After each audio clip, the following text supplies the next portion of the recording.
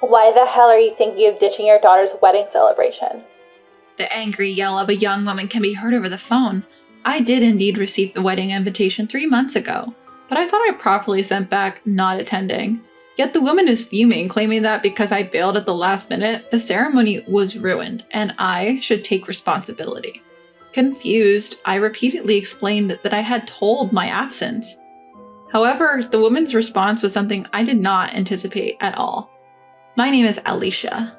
I have a childhood friend named Mike who lived next door, and our families have been close since we were kids. Mike, 2 years older than me, moved away for college and after graduating got a job at a big company in New York. I went to a local college and got a job at a small local company. Soon after, Mike got married to a college classmate, and I attended the wedding as a friend of Mike's. 3 years into their marriage, they had a daughter. Their daughter's name is Bella. They sent me pictures and videos, and Bella was very cute. Mike has good features, so I thought Bella took after him. Their noses were very similar, and Mike seemed to adore Bella to the point of spoiling her. His wife seemed to be a kind person, and Mike seemed to be living a happy life. Everything seemed to be going smoothly, but 2 years after Bella's birth, Mike surprisingly divorced his wife and came back home with Bella. The reason for the divorce was his wife's infidelity. Apparently, she had been having an affair with her ex-boyfriend for about a year, and Mike could not forgive her. He obtained custody of Bella and returned home. Alicia, it's been a while. I still can't believe my wife was cheating. I went to see Mike after he returned home, but he had lost weight due to the shock of the divorce and was extremely depressed. He couldn't get over it, calling his ex-wife a lowlife for cheating and expressing resentment towards her. Even though he was doing his best as a father, Bella, still only 2 years old, was missing her mother and crying a lot. Worried about Mike and Bella, my family visited them regularly, provided emotional support to Mike, and helped take care of Bella. Over time, Mike gradually regained his spirits. Around the time Bella started kindergarten, she started calling me Mom. Because I saw Bella frequently and often looked after her, she became very attached to me. People around me said Bella needed a mother, and since I hadn't had a boyfriend in a long time, I decided to marry Mike for Bella's sake. I didn't have romantic feelings for Mike, but our parents were good friends, and with strong persuasion from those around me, I felt more swept up into the marriage. Still, once I decided to get married, I made a strong vow to take care of Mike and Bella with all of my heart. We rented a condo a little away from our parents' homes and started our new life as a family of 3.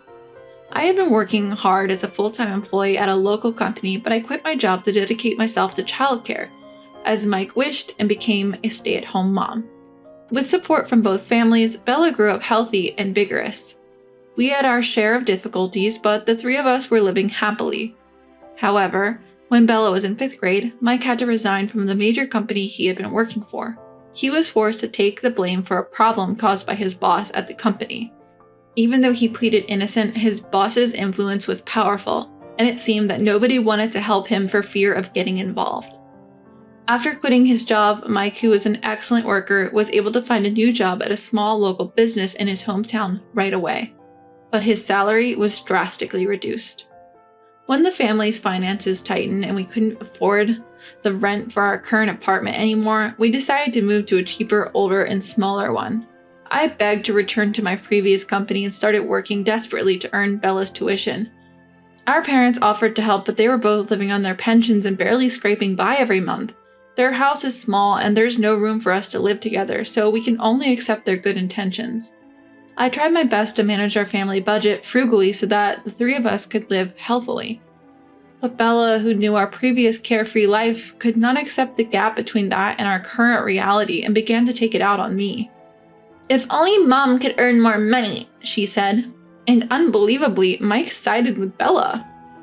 I couldn't hold back my anger because if Mike hadn't been fired in the first place, we wouldn't have to live such a hard life, and it led to a big fight. Perhaps because of such a marital life, Mike had an affair. Bella was now in her sophomore year of high school, just old enough to choose which parent to live with, but still needing a guardian. Comparing to his previous job at a large company, Mike's salary had been extremely reduced, but it was still higher than mine. Thinking about Bella's future, I thought it would be best to leave it to Mike. When I consulted with her, Bella herself, returning from school, said she would go with her father. I live with Dad and my new mom. My new mom is unlike you. She is a rich lady. Plus, she started her own company and is popular as the beautiful CEO everyone's talking about. Being with you is just poverty-stricken and you're a stranger without a blood tie, right? It's okay to live miserably alone in the shabby apartment forever, isn't it? Bella was already calling Mike's mistress Mom. I was speechless at Bella's unbelievable insults and calling me you. Just then, Mike came home with his mistress.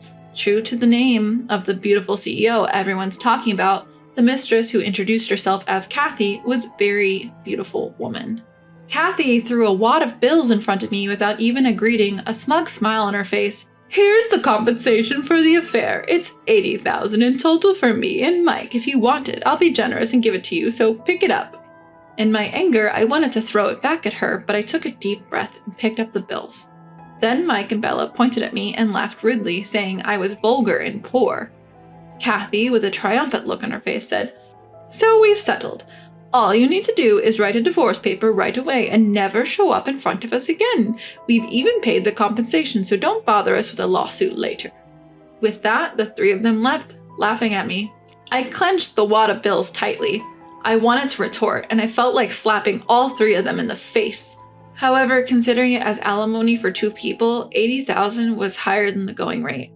I realized that I wouldn't be able to win that amount even if I took it to court, so I decided to use the money to start my life anew.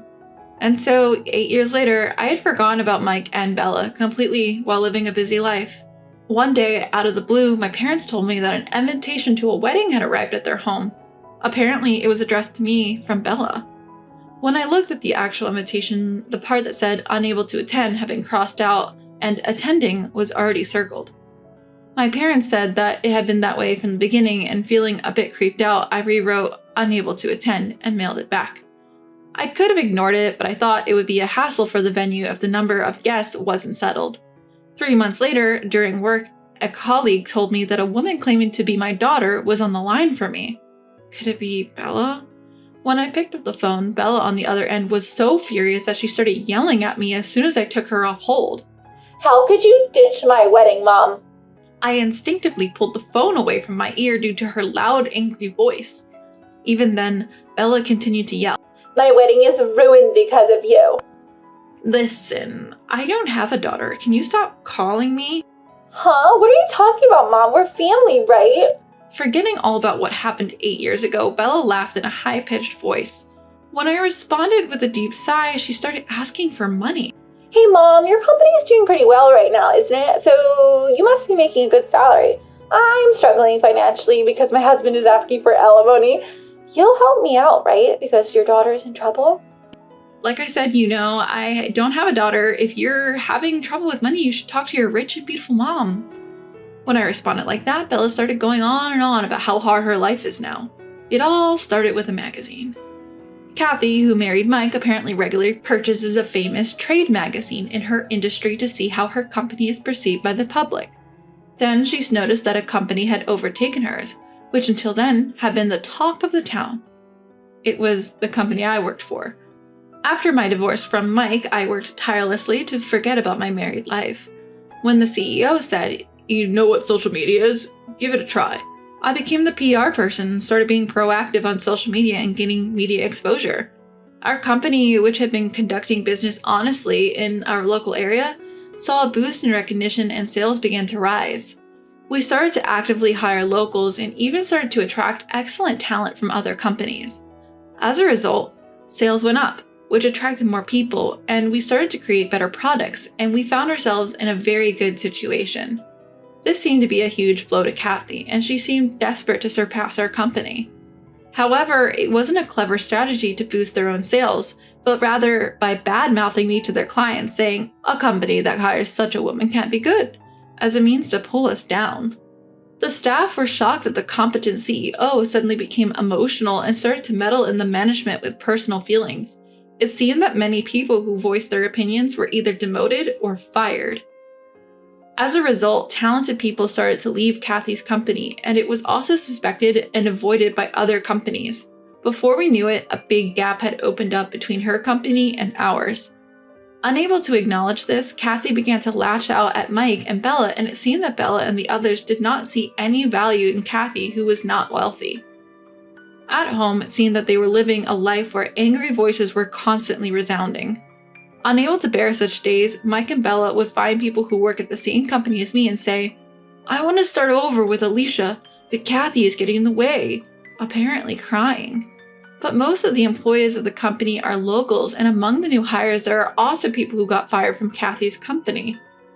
Naturally, everyone knew about my relationship with Mike, so they were not treated by anyone as a shameless parent and child. Despite this, the two of them who wanted to get close to me again by any means thought if they invited me to Bella's wedding, I would not be able to decline, so they sent an invitation. Even if I returned it as an absence, they would treat me as present and advertise me widely to the guests. However, on the day of the wedding, I was absent. Moreover, because Bella disliked Kathy sitting in my mother's seat, they ended up having a big fight in the wedding venue, despite it being a place for celebration. Eventually, the disgusted guests left and Bella was served with divorce papers from the groom, who saw her true nature. "Mom, come back home soon. Your company is money, right? I'll kick that woman out next time. Let's live together as three again."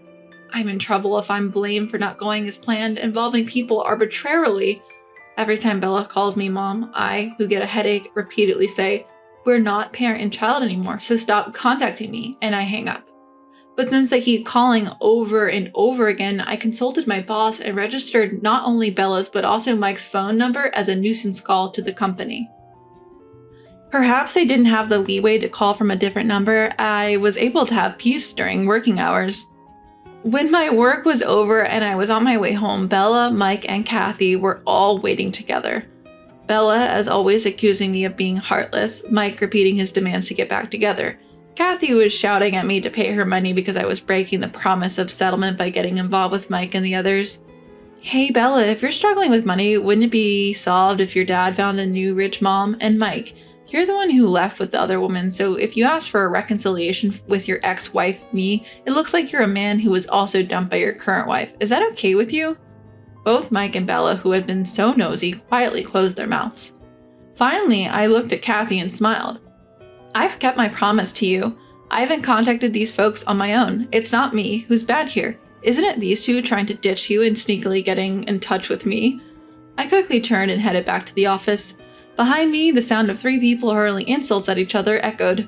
With those people in my peripheral vision, I reported to the police that a squabbling family was on the brink of physical altercation. On the way home via a different route, I also contacted my parents' house to inform them that the actions of the three were becoming more intense.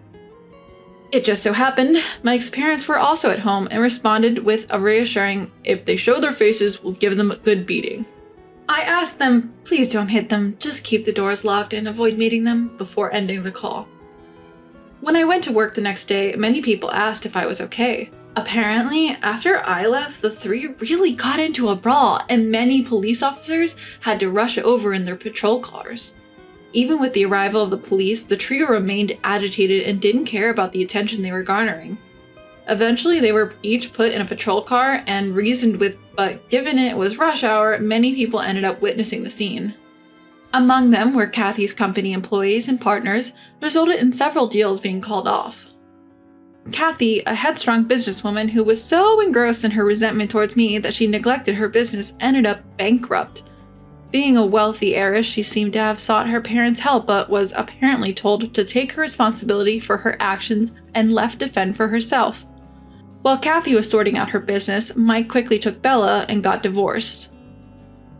After the divorce, Mike and his family returned to their in-laws where, true to their word, Mike's parents gave them a piece of their mind and severed ties, telling them never to show their faces again.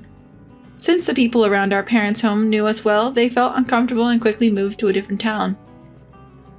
He was dismissed after a string of unauthorized absences, having run off without even submitting a resignation notice. Bella seems to be working at her job, but is struggling to repay the wedding costs that were demanded by the groom she had left high and dry. All three of them came to my workplace, but my understanding bosses and colleagues protected me, and my subordinates quickly reported them. The persistent trio eventually gave up when a hefty male security guard was placed at the company's reception, finally bringing the situation under control. Since then, I've been living my life devoted to my work so as not to remember those three. Thanks to the competent personnel from Kathy's company coming for job interviews, our boss is over the moon. I'm making a conscious effort to live each day without letting money get to my head and changing my attitude or abusing others.